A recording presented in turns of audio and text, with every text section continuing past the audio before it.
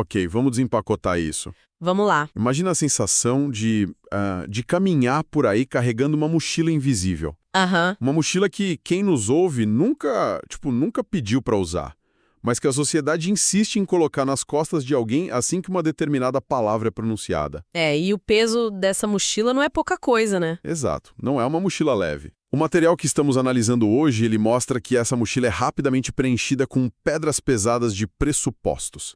A presunção imediata de que quem carrega esse peso é imoral, egoísta, sem alegria ou até, por uma ironia conceitual bem profunda, um adorador do diabo. Nossa, sim. E essa imagem da mochila ilustra perfeitamente o atrito cultural que a gente vai explorar hoje. A palavra que atua como esse gatilho social, sabe? A palavra que faz o peso surgir do nada é ateu. Sim, apenas uma palavra. Só isso. E o que torna a nossa fonte de hoje tão rica é justamente a dissecação de como um único termo carrega uma densidade histórica tão massiva a ponto de alterar completamente trajetórias profissionais, dinâmicas familiares e, a própria forma como o indivíduo é lido pelo mundo ao redor dele. É impressionante. E, bom, a nossa exploração de hoje é uma imersão profunda na experiência crua, nos riscos práticos e, claro, nas perspectivas filosóficas de ser um ateu assumido nos dias de hoje. A base dessa nossa conversa é a transcrição de uma entrevista bastante reveladora concedida ao programa de rádio Free Thought Radio. Da Fundação Freedom for Religion, certo? Isso, exato. E no centro do palco está o autor David G. McAfee. Ele é conhecido por livros que vão bem direto ao ponto, tipo Hi, I'm an Atheist e Disproving Christianity. A missão da nossa análise hoje é investigar as engrenagens psicológicas por trás das motivações desse autor, o atrito que a não-crença gera em instituições que supostamente deveriam ser neutras e como ele desconstrói os questionamentos filosóficos mais repetidos sobre o tema. Mas, olha, antes de darmos o próximo passo e entrarmos de cabeça nas narrativas do McAfee, é imperativo estabelecer o nosso próprio terreno aqui para quem está ouvindo. Fundamental. Porque os temas que a gente está prestes a desdobrar tocam, nos alicerces de como o ser humano enxerga o universo, a vida, a morte. São crenças extremamente viscerais. Com certeza. Então, a nossa análise não toma partido em hipótese alguma. Não estamos aqui para validar o ateísmo como a visão correta, tampouco para tecer críticas à religião. O nosso papel é estritamente analítico e jornalístico. Relatar, explicar os mecanismos por trás dos argumentos e desdobrar as ideias exatas apresentadas na fonte original. O objetivo é única e exclusivamente oferecer um panorama neutro e detalhado para quem acompanha o programa. Perfeito. É como colocar o mapa na mesa e estudar a topografia sem julgar se a montanha deveria ou não estar ali. E, o mapa do McAfee começa com um clássico cenário de quebra de expectativas lá na infância dele. A infância dele é bem particular. Muito. Ele foi criado em um ambiente bem específico, por avós que eram cristãos fundamentalistas. E para contextualizar o nível de fervor, a fonte relata que a avó dele acreditava na literalidade absoluta de cada vírgula escrita na Bíblia. Cada vírgula, literalmente. Sem metáforas.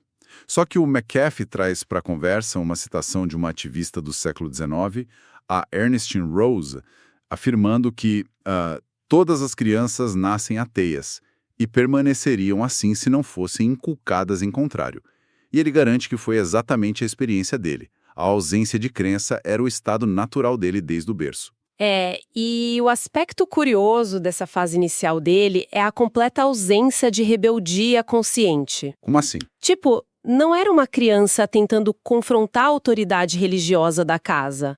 A percepção genuína dele era de que a religião funcionava puramente como um recurso alegórico. Quando ele ouvia aquelas histórias épicas, como a de uma divindade afogando a humanidade inteira em um dilúvio global... A Arca de Noé, né? Exato, a Arca de Noé. O cérebro dele processava aquilo não como um registro histórico factual, mas como um conto moral. uma fábula hiperbólica desenhada para ensinar lições sobre obediência e comportamento, no mesmo formato de qualquer outra história de Nenar. Nossa, é como se alguém estivesse no cinema, completamente imerso num filme de fantasia épica, adorando os dragões e os feitiços mágicos, e de repente as luzes acendem no meio da sessão, e essa pessoa percebe que o resto da plateia inteira está fazendo anotações, porque, eles acham que aquilo é um documentário histórico. Essa analogia é maravilhosa. É o choque de literalidade. Exato, o choque de literalidade. A fonte deixa muito claro que o ativismo do McAfee nasceu justamente desse sobressalto. Foi o fascínio misturado com o choque ao descobrir que as pessoas ao redor dele levavam o sobrenatural totalmente ao pé da letra. E aí fica a pergunta: como alguém processa esse choque a ponto de dedicar a vida adulta a escrever livros argumentando contra a base da vida da própria família? Se conectarmos isso ao cenário geral, aos mecanismos da psicologia social, o que acontece é que a dissonância cognitiva exige uma resolução. Quando a premissa de realidade de um indivíduo entra em curto-circuito com a premissa das figuras de apego primário dele, tipo os avós, a mente analítica entra em modo de hiperfoco. Ele precisava dissecar o que ele via como um fenômeno antropológico dentro da própria sala de estar. Faz sentido. Ele precisava entender o porquê daquela crença estrutural, mas o detalhe que traz uma nuance vital para essa fonte é que essa ruptura de premissas não destruiu a ponte emocional entre eles. Cara, sim, isso me chamou muita atenção no material. Porque mesmo sendo o cara que publicou um livro com o título literal de Refutando o Cristianismo, quando a avó fundamentalista dele chegou ao leito de morte, ela pediu para ele orar com ela. E ele orou, né? E ele atendeu o pedido. Ele sentou, segurou a mão dela e orou com ela. Sem qualquer pingo de hesitação ou arrependimento posterior. A ideologia foi completamente colocada de lado em nome do vínculo humano. O que demonstra que a ausência de crença no sobrenatural não atrofia a capacidade de compaixão. Para o McAfee, curvar a cabeça e proferir aquelas palavras não foi uma submissão a um dogma que ele repudiava intelectualmente. Claro que não. Foi, na verdade, o fornecimento de conforto emocional no idioma que a avó dele conseguia compreender nos últimos momentos dela. É a empatia operando bem acima da rigidez ideológica. Bonito isso. Só que o problema é que, assim que saímos desse casulo familiar, o mundo não costuma ter esse olhar carinhoso e compreensivo de uma avó no leito de morte. E a fonte ilustra isso com uma história sobre o preço cobrado em ambientes que, em tese, deveriam ser pautados exclusivamente pelo mérito intelectual. A história da universidade. Isso. O McAfee tentou entrar no mestrado no Departamento de Estudos da Religião na Universidade da Califórnia, em Santa Bárbara, a UCSB. E as notas dele eram excelentes, impecáveis. Ele era um candidato fortíssimo. Muito. Só que durante a entrevista de admissão, a reitora, que já conhecia o trabalho acadêmico dele, decide fazer uma busca rápida no Google pelo nome dele. E a tela devolve o quê? A capa do livro independente que ele tinha publicado, estampando uma cruz quebrada. A reitora imediatamente muda o tom da entrevista e diz que ele não se encaixaria no milieu. O ambiente, o clima do departamento. Exatamente. A justificativa que ela deu. Ela disse que ele seria um ativista ateu com um machado para molar. Uma expressão muito clara para alguém que tem ressentimentos ou segundas intenções destrutivas. E a rejeição foi tão flagrantemente baseada em viés ideológico que a própria universidade teve que recuar depois. Eles ofereceram desculpas formais, a reitora foi eventualmente removida do cargo, mas sabe, o dano à confiança institucional já estava feito. Sim, e ele recusou a vaga depois disso. Recusou. E o que precisamos analisar aqui é o mecanismo por trás dessa reação da reitora. Por que um departamento de estudos da religião acolhe ativistas religiosos, mas se sente tão ameaçado por um autor ateu? E essa é a grande contradição que o próprio McAfee aponta na entrevista. Ele menciona que haviam missionários cristãos no mesmo curso de mestrado. Pessoas cujo propósito declarado de vida é literalmente viajar pelo planeta tentando converter ativamente outras culturas para a religião deles. Mas ninguém na reitoria olha para um missionário e diz que ele tem um machado para amolar contra as crenças alheias. Porque a balança pesa apenas contra a não crença em um ambiente supostamente neutro. Isso levanta uma questão importante sobre como as instituições culturais operam. Elas operam sobre a lógica do status quo. A religião dominante em uma sociedade não é vista apenas como uma fé pessoal, sabe? Aham. Ela é codificada como cultura, como tradição e como a linha de base moral daquele grupo. Portanto, o ativismo de um missionário é lido pelo sistema acadêmico ocidental como uma extensão inofensiva ou até benevolente dessa cultura. É seguro. Em contraste, o ativismo ateísta desafia a própria legitimidade dessa linha de base. Ele questiona o alicerce, né? Exato. Ele não oferece uma tradição alternativa, ele questiona a necessidade da tradição como um todo. Então, para a burocracia institucional, que instintivamente busca autopreservação e evita controvérsias, o ateu assumido soa como uma anomalia disruptiva. A reitora não estava apenas avaliando notas. Ela estava se protegendo. Sim, através de um viés de confirmação profundo, protegendo a harmonia do seu ecossistema contra o que ela percebia como uma ameaça frontal. O peso daquela mochila invisível em ação institucional pura e simples. Mas olha, a fonte faz uma pausa importante nessa parte da entrevista para calibrar a perspectiva. O próprio McAfee e os apresentadores do Free Thought Radio reconhecem que perder uma vaga de mestrado na Califórnia, embora seja, sim, uma discriminação burocrática bem real, é um problema de primeiro mundo quando a gente olha para o mapa global. Ah, sem dúvida. Eles contrastam isso com as punições aplicadas a não crentes em países do Oriente Médio ou nações dominadas por leis de blasfêmia rigorosas, onde assumir o ateísmo não resulta em uma cartinha de rejeição acadêmica, resulta em aprisionamento ou sentenças de morte. No Ocidente secular, a punição pela não-crença foi, digamos, privatizada. Ela se manifesta em demissões silenciosas, perda de oportunidades acadêmicas, ostracismo em comunidades pequenas ou rupturas familiares bem traumáticas. Aham. Já nos regimes teocráticos, a punição é estatal e letal. Mas a tese do McAfee permanece firme em ambos os cenários.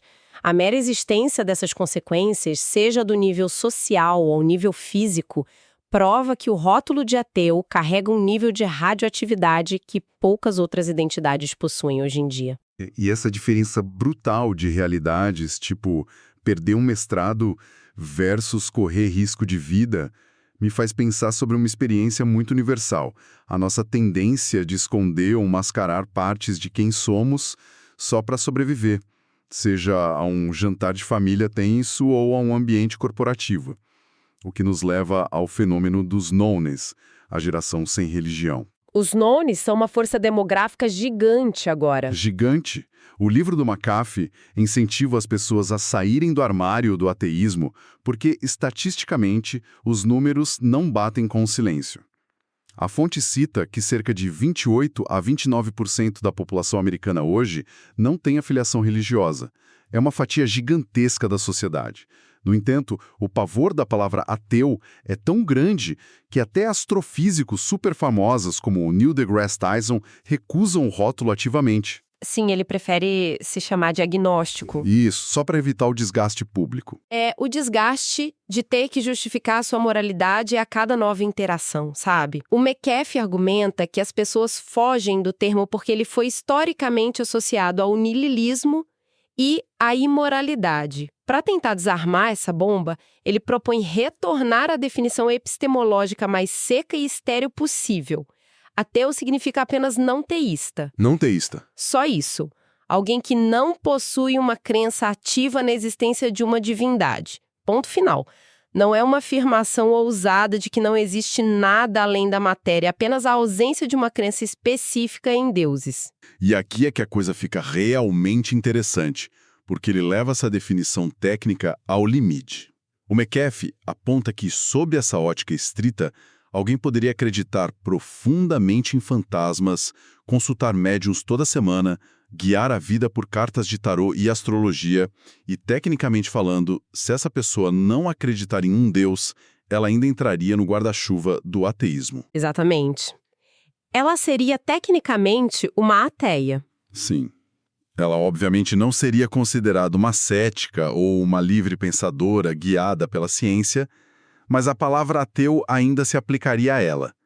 E essa fuga desesperada da palavra me lembra muito certas dinâmicas comportamentais.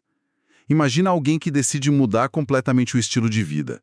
A pessoa passa a comer exclusivamente vegetais, milita pelo direito dos animais, só usa produtos sintéticos, mas se recusa sob tortura a aceitar o rótulo de vegetariano ou vegano. Nossa, sim, foge do rótulo a todo custo. Foge. A pessoa prefere dizer, tipo, olha, eu apenas tenho uma profunda conexão espiritual com as plantas e evito atrito digestivo com a carne. Tudo isso só para não ter que aturar as piadinhas e o estigma no churrasco de domingo. O que é fascinante aqui é que a analogia ilustra perfeitamente o desgaste social. Mas o McAfee demonstra uma compreensão muito empática desse processo de fuga. Ele não exige heroísmo imediato dos leitores. Em vez de forçar o uso de uma palavra que soa tão radioativa, ele defende um efeito dominó de rótulos de transição. Rótulos de transição. Isso. Ele sugere que as pessoas comecem usando termos como livre-pensador ou humanista secular. São descritores que comunicam valores positivos e não carregam aquela bagagem hostil da negação pura que a palavra ateu sugere para a maioria das pessoas. Entendi. É uma estratégia de adaptação. Exato. A estratégia é que, ao viver abertamente sob esses rótulos mais suaves, o indivíduo acumule capital social e confiança suficientes para eventualmente reivindicar a palavra ateu. Porque, a longo prazo, a visibilidade massiva é a única ferramenta capaz de dessensibilizar a cultura e remover o estigma para as próximas gerações. Faz todo sentido. Mas, digamos que a pessoa passa por todo esse processo, cria coragem e finalmente declara para o círculo social, sim, eu sou ateu. O que acontece em seguida? O material que estamos analisando entra no que eles chamam de uma rodada relâmpago de apologética. Basicamente, o novo ateu vira um alvo para uma metralhadora de clichês e questionamentos teológicos clássicos que o McAfee teve que aprender a rebater repetidamente. Vamos dissecar as mecânicas por trás desses argumentos. Vamos lá, é a parte mais intensa. Sim, o primeiro tiro costuma ser sobre a certeza absoluta. A clássica pergunta, você tem certeza absoluta de que Deus não existe? E a resposta do McAfee lida diretamente com os limites do que podemos afirmar que sabemos, a nossa epistemologia. Ele adota a postura do ateu agnóstico. Ateu agnóstico. Sim. Ele reconhece que provar a inexistência de algo que, por definição, está fora do mundo natural e observável é uma impossibilidade lógica. Portanto, ele não tem certeza absoluta. Mas ele vira o jogo ao explicar que é precisamente essa total falta de evidências e de conhecimento empírico que forma a base para a não crença. Mas alguém poderia questionar, tipo, dizer, eu não sei, não é uma espécie de fuga do debate? Uma forma de não se comprometer? Não sob a ótica da lógica argumentativa. O McAfee pontua o princípio do ônus da prova. Pensa assim, se uma pessoa afirma que existe um dragão invisível e intangível na garagem dela, o vizinho cético não precisa provar que o dragão não está lá. Claro que não, ele nem consegue ver o dragão. Exato. A pessoa que fez a afirmação extraordinária é quem deve apresentar evidência. Como a religião faz a afirmação positiva de que entidades divinas governam o universo, o ônus da prova recai sobre ela. A ausência de provas do lado religioso justifica a posição padrão da não-crença. O que nos leva à segunda pergunta clássica, que ataca o caráter da pessoa. Como é possível ser bom sem a orientação de Deus? O McAfee realmente parte para o ataque filosófico nessa, né? Ele defende que a moralidade religiosa, especialmente a baseada em textos antigos, é inerentemente arbitrária, porque depende dos caprichos de uma figura de autoridade inquestionável. Isso, se a autoridade disser, tá valendo. Exato. Se o texto diz que algo terrível é uma ordem divina, aquilo passa a ser justificado. Em vez disso, ele propõe uma moralidade horizontal.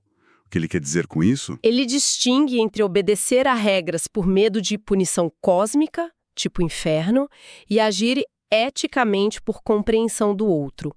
A moralidade horizontal ou secular baseia-se na empatia orgânica, uma característica evolutiva embutida na nossa espécie que é extremamente social. Então, o critério para o bem e o mal deixa de ser isso ofende uma divindade e passa a ser isso causa sofrimento desnecessário a outro ser senciente. É uma avaliação contínua das consequências das nossas ações sobre os nossos pares no mundo real, sem delegar a responsabilidade ética a terceiros no céu. O que faz muito sentido prático. Mas olha, a próxima pergunta da lista sempre me dá um nó na cabeça, porque revela uma desconexão total de realidade. A pergunta é: vocês adoram o diabo? Sério?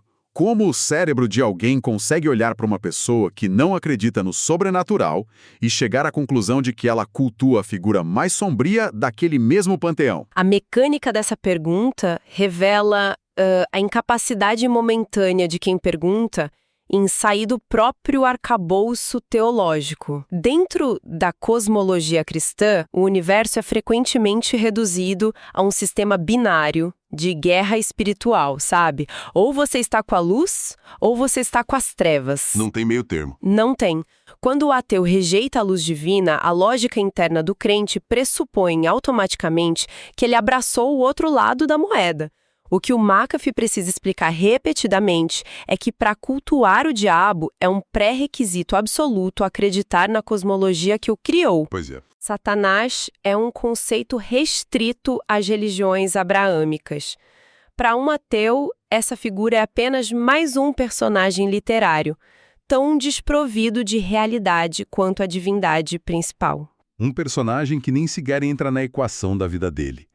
E quando o argumento moral e o medo do diabo falham, os críticos costumam partir para o apelo emocional do vazio existencial, o famoso buraco com formato de Deus. A ideia de que uma vida sem o sobrenatural é seca, fria e desprovida de espiritualidade. E a fonte mostra o McAfee rebatendo isso com a ajuda do astrônomo Carl Sagan. Por que invocar a astronomia nesse momento? Porque o Sagan foi um mestre em articular o sentimento do sublime através de lentes estritamente seculares.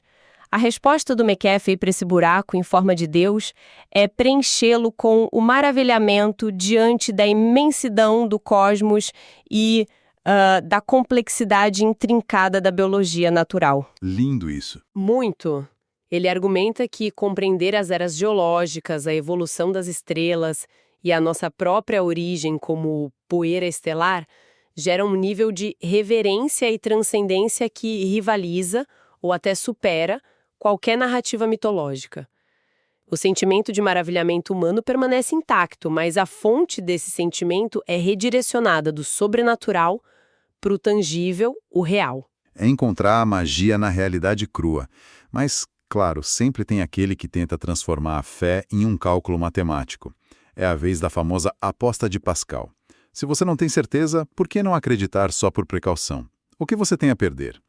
É a tese de que acreditar é o melhor lance utilitário. Alicia. A matemática parece simples para eles, tipo, se você apostar em Deus e errar, você não perde nada após a morte. Mas se apostar contra e errar, você perde a salvação eterna. E o McAfee desconstrói esse argumento atacando a contradição interna sobre a natureza da divindade sendo apostada. É como se... Pensa comigo, é como se alguém tentasse comprar um seguro contra acidentes para um carro que sabe ser completamente imaginário apenas para agradar o corretor da seguradora, cruzando os dedos para que o corretor não perceba a falsidade na hora de assinar o contrato. Exatamente isso. Só que há um detalhe fatal aí. Na teologia que propõe essa aposta, a divindade é onisciente. Se a entidade lê mentes e corações, ela inevitavelmente veria através do verniz dessa aposta calculista. Uma crença baseada em puro instinto de autopreservação e utilitarismo não é fé, é fraude. Pura fraude. Uma divindade infinitamente sábia premiaria uma fraude intelectual apenas porque o apostador escolheu a resposta certa na prova de múltipla escolha? Exatamente o ponto, não faz sentido lógico. E depois de esgotar as ameaças de punição e os truques utilitários como a aposta, o material da entrevista nos leva à pergunta final, que é a mais filosófica de todas. Se não existe um plano divino, qual é o sentido da vida? A grande pergunta. E como ele responde? O McAfee responde de duas formas. Primeiro, ele diz que o sentido é construído individualmente, mas depois ele acrescenta que, do ponto de vista puramente científico, o objetivo fundamental seria procriar, garantir a continuidade da espécie e viver a melhor vida possível. Ele até sugere que viver apenas para adorar e servir a uma divindade é que seria algo realmente raso. Olha, confesso que preciso pressionar um pouco os freios nessa resposta dele. Ele acusa a dedicação religiosa de ser rasa, mas reduzir o sentido da existência humana a procriar não seria uma visão igualmente reducionista e fria? Aos olhos de quem passa a vida inteira buscando um propósito cósmico ou uma conexão maior com o universo, limitar a jornada à reprodução biológica soa como, sei lá, ler o manual de instruções de um rádio e achar que isso explica a beleza da música. Nossa, a sua provocação atinge o centro nervoso da diferença entre essas visões de mundo. O que estamos observando aqui é o abismo entre o significado atribuído e o significado construído. A narrativa religiosa oferece um roteiro cósmico pré-escrito, um significado atribuído que é majestoso, mas que requer submissão ao autor externo. Sim, o roteiro já está pronto. Exato. Quando o McAfee chama isso de raso, ele está criticando a terceirização da nossa autonomia moral e de propósito. Por outro lado, o foco na biologia não deve ser lido como o limite da experiência, mas como a base estrutural. A procriação e a sobrevivência são apenas o palco mecânico. O verdadeiro significado para o humanista secular floresce no que o McAfee chamou de viver a melhor vida possível. E o que isso quer dizer na prática? Significa que, livres de roteiros pré-determinados, nós somos impelidos a criar a nossa própria obra de arte existencial, usando a empatia e aquele maravilhamento profundo pelo universo natural que falamos antes com o Carl Sagan. Não é reduzir o ser humano à carne, mas empoderar a nossa mente para forjar o seu próprio destino. Ver a vida não como um teste com gabarito, mas como uma tela em branco. Isso conecta as pontas soltas da nossa fonte de maneira brilhante. A jornada que documentamos através dessa análise revela que se assumir ateu hoje, mesmo longe das ameaças físicas, é um ato de profunda navegação cultural. Com certeza é. Envolve enfrentar os muros invisíveis do preconceito institucional, desviar do peso de rótulos estigmatizados na praça pública e, acima de tudo, o trabalho árduo de ancorar a própria moralidade e o sentido da vida não em comandos celestes, mas na conexão orgânica e horizontal com a nossa própria espécie. E é crucial ressaltar que o nosso papel durante essa imersão de hoje foi dissecar a estrutura óssea de como esse argumento secular é montado pelo autor. Exploramos a fundo as engrenagens lógicas, sociais e psicológicas que fundamentam a posição detalhada na fonte. O valor intelectual desse tipo de exploração profunda, seja qual for a posição de quem escuta, está em abandonar os espantalhos e compreender a verdadeira mecânica do pensamento daqueles que discordam fundamentalmente da norma estabelecida. É sobre aumentar o nosso vocabulário de mundo. Mas, mantendo a tradição do nosso programa, nós gostamos de fechar os arquivos deixando um pequeno eco conceitual na mente de quem caminhou conosco até aqui. Um pensamento para continuar girando enquanto a rotina segue. E a fonte nos dá um ótimo gancho para isso. No final da entrevista original, o McAfee faz uma concessão muito honesta. Ele afirma que alteraria a sua visão caso lhe fossem apresentadas evidências científicas sólidas sobre Deus. Ele admite mudar de ideia? Sim, ele admite. No entanto, ele também reconhece a viabilidade teórica de um Deus deísta. O que seria um Deus deísta? É um conceito de uma divindade ou força que teria engatilhado a criação de todo o universo, mas que permanece eternamente fora dele, isolada e operando sem jamais interferir no nosso plano físico. E isso nos lega a uma charada epistemológica formidável. Qual charada? Pensa bem. Se tal criador deísta existisse inteiramente fora das fronteiras e das leis da nossa realidade observável, seria sequer teoricamente possível para a ciência provar ou refutar a sua existência? A ciência, sendo uma ferramenta calibrada exclusivamente para medir energia, a matéria e o tempo físicos deste nosso universo, poderia detectar algo que não participa de nenhuma dessas métricas? Uau! É como tentar medir o peso de uma ideia poética usando uma balança de precisão no laboratório. A trena, que só reconhece centímetros, não consegue medir o que não tem dimensão. A ciência ilumina brilhantemente o quarto em que vivemos, mas se a porta está trancada por fora, ela consegue nos dizer o que há no resto da casa? Essa reflexão sobre as fronteiras do que podemos saber, do que escolhemos acreditar ou não acreditar, e o peso da mochila que decidimos carregar? Sem reticências, apenas vírgulas para a reflexão final. Exato. Essa fica para a reflexão pessoal de cada mente inquieta que acompanhou essa análise hoje. Até a próxima!